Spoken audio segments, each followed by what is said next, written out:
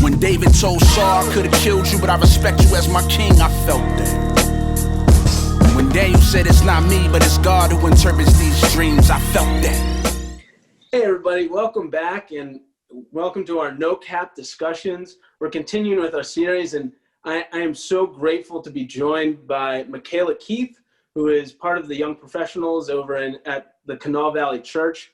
And we're going to be talking about women's roles today, how the Bible views women's roles and how that affects our Christianity. And so I want to start off, and Makaylah, how did you get interested in this topic?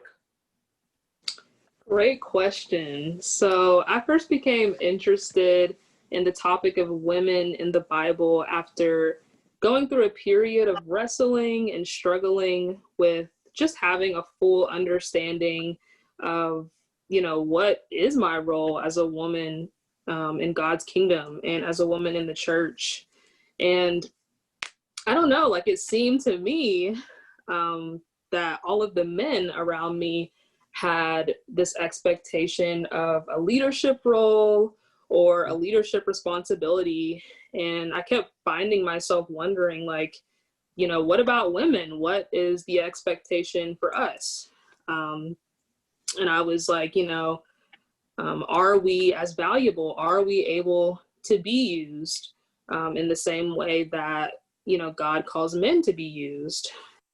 And I sought out to find answers to all of these questions that I had.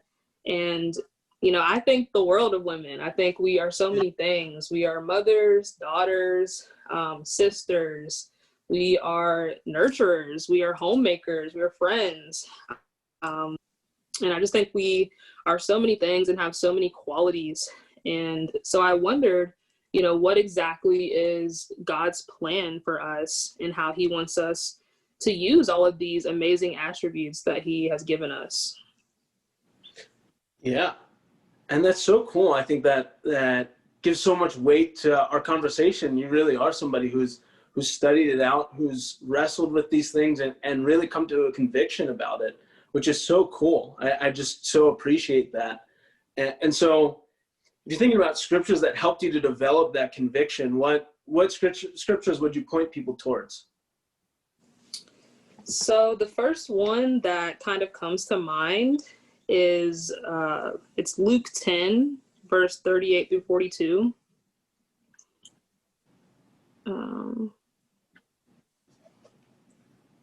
And it says, as Jesus and his disciples were on their way, he came to a village where a woman named Martha opened her home to him. She had a sister called Mary who sat at the Lord's feet listening to what he said. But Martha was distracted by all the preparations that had to be made. She came to him and asked, "Lord, don't you care that my sister has left me to do the work by myself? Tell her to help me." "Martha, Martha," the Lord answered, "you are worried and upset about many things. But few things are needed, or indeed only one. Mary has chosen what is better, and it will not be taken away from her." So, what I've found is that the roots of our role as women is found at the feet of Jesus. It's obvious in the scripture that before we try to fulfill any other roles, we are called to walk with Jesus and to know him well. And I think as women, we are called to discipleship and we're called to relationship with Jesus, just as men are also called to discipleship and relationship with Jesus.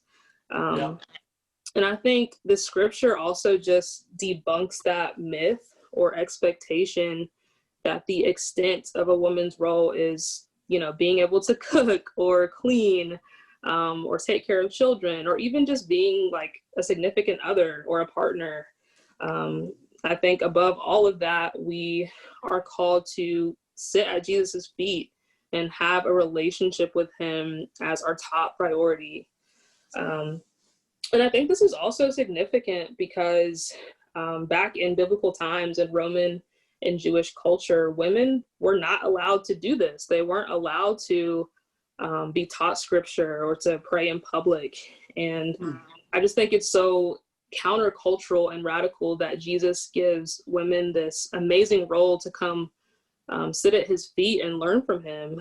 And I think it's just as important, like today, just with all of the roles that, or not even roles, but expectations that are placed on women in our current culture. And I also thought of 1 Timothy 2, verse 9 through 10.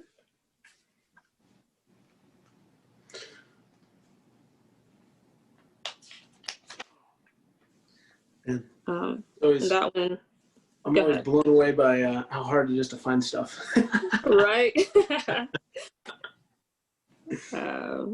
So this one, it says in verse 9, I also want the woman to dress modestly and with decency and propriety, adorning themselves not with elaborate hairstyles or gold or pearls or expensive clothes, but with good deeds appropriate for women who profess to worship God. And with this one, like, I don't think it means that as women we can't look good or, you know, want to have a nice appearance, right? I think we have a responsibility, though, to present ourselves as God's daughters, because that is what we present ourselves in the world as first, before anything else. And I think the scripture is just comforting in the fact that it reminds me that, you know, God's not just looking at that, like he's looking at my heart. And I think it's important as women to know and to remind ourselves that, you know, our outward appearance is not where our worth is found. Like, our worth and our role is found in Jesus and God. And he is looking at our heart, our good deeds, and he's looking at the things that we are doing in the status of our heart above all else. Yeah. And I think those two scriptures are so relevant to our day and age. I think they're really very culturally appropriate to a lot of things that people are wrestling with now. And I think it's so cool to see the Bible translate from, you know, 2,000 years ago to today and be able to apply it. And so we're actually going to take some time now and we're going to hold off on our conversation a little bit. And we're going to give people an opportunity to have some discussion in small groups and talk about these scriptures and talk about how they apply to our culture. So we are going to take a little bit of a break and we'll see you guys soon. When David told Saul, I could have killed you, but I respect you as my king, I felt that.